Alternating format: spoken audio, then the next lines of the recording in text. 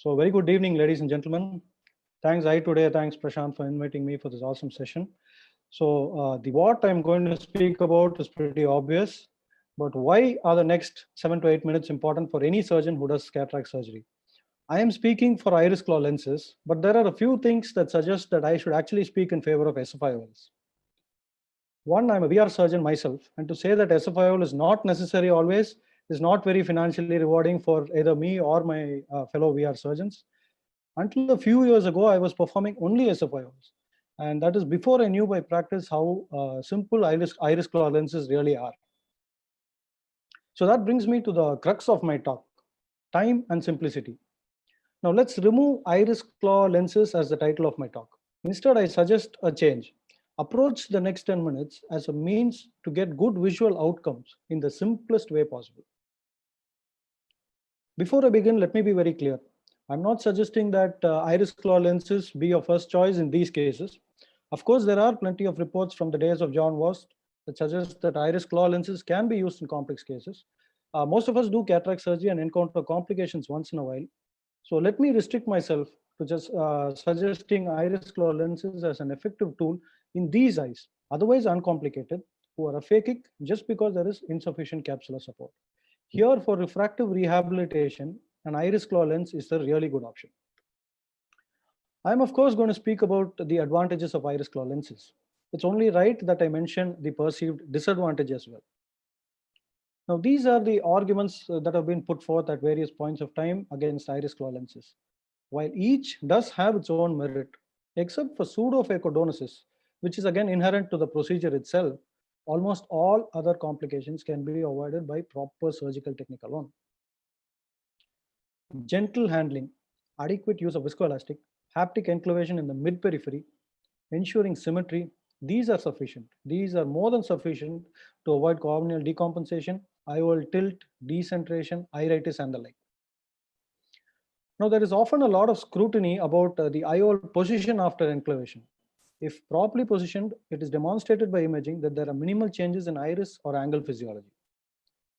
It's also shown that the amount of viscoelastic left behind and the vigorous surgical manipulation are the most common causes for postoperative iritis with iris claw lenses. We do not place anterior claw lenses these days. Claw lens behind the pupil does not dramatically affect the endothelium. Endothelial loss of 2% per year is comparable to phaco. In fact, there are reports of safely using iris claw lenses to correct aphakia in children.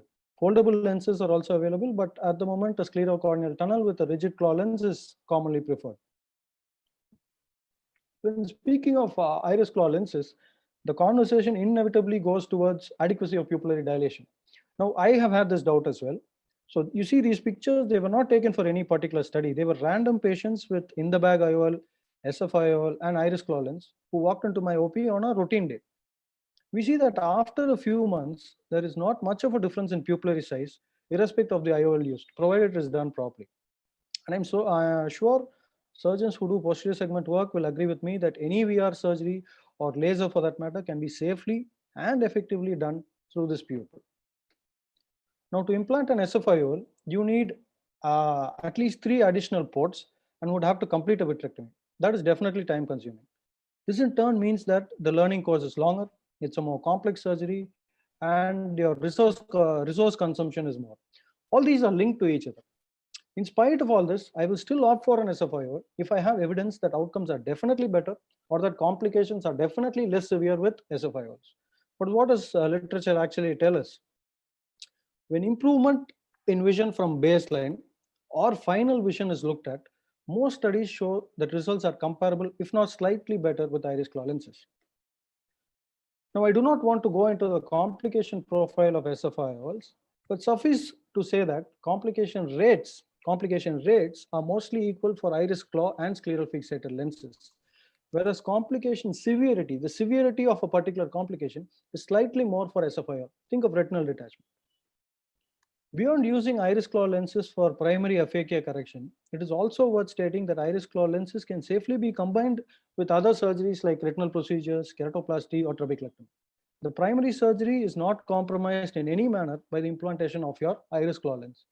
Besides, there are also reports of, as I said, iris claw lenses being used in children, in Marfan syndrome, and in spherophakia. So having said that, let me go to a surgical video. Now these are the steps. I'm going very, very slowly here. First, I place the lens on the iris and then orient it to a position I want it to be under the iris. First, I take a moment and mentally mark some anatomical landmarks on the iris. A small crypt, a small vessel in the mid-periphery, where I want the enclavation to be. Second, I make sure my side ports are immediately above the haptics. This is important. You don't want to enter obliquely and then sweep and search. Third, when you hold the optic at the pupillary center, the haptic is going to be at this particular location that you're seeing now, only that it is behind the iris. So the trick is in making sure that the hand holding the optic does not drift away as you keep concentrating on the other enclaving hand. Keep the optic firm and stable. The haptic should be where it was. So go and perpendicularly dip and come out. We'll see that again. So you see that next haptic is sitting comfortably on the iris. No maneuvers are required. So the hand holding the optic comes back to the center of the pupil and stays there firmly. The rest is very easy. So each of these points that I have mentioned is important, as iris handling and release of pigments is an important cause for inflammation rather than enclavation itself. So this is another video. Events are a little faster here, but the principles remain the same. Infusion is switched off, AC is stabilized with visco. The enclaving hand enters the side port and does not move much. See that? The hand holding the optic comes back to the center of the pupil and lifts the haptic towards the dialer. Many a time we are somehow anxious once the IOL goes behind the iris. That is not necessary at all. See that again? Holding the optic is the key. Hold it firm and gently tilt one haptic up. Very easy. No sweeping, no searching at all. The IOL is well centered, and that's it. That's the end of surgery. So as I said, visual outcomes are more or less similar, and the complications are in fact less threatening, mark that word, less threatening with iris claw lenses. So performing an SFIOL will require these three other variables: a VR surgeon, specific instruments, and time. Now these are not readily available to every cataract surgeon. As I previously mentioned, implanting an SFIOL is both resource and labor intense. So let us assume that you are lucky, you have a surgeon and you have instruments readily available. At the very least, you could at least save a lot of both your time and your patient's time in the OR. Aphakia is really simple, ladies and gentlemen, but we insist on complicating it. Thank you. Thank you for the opportunity, time, and patient audience.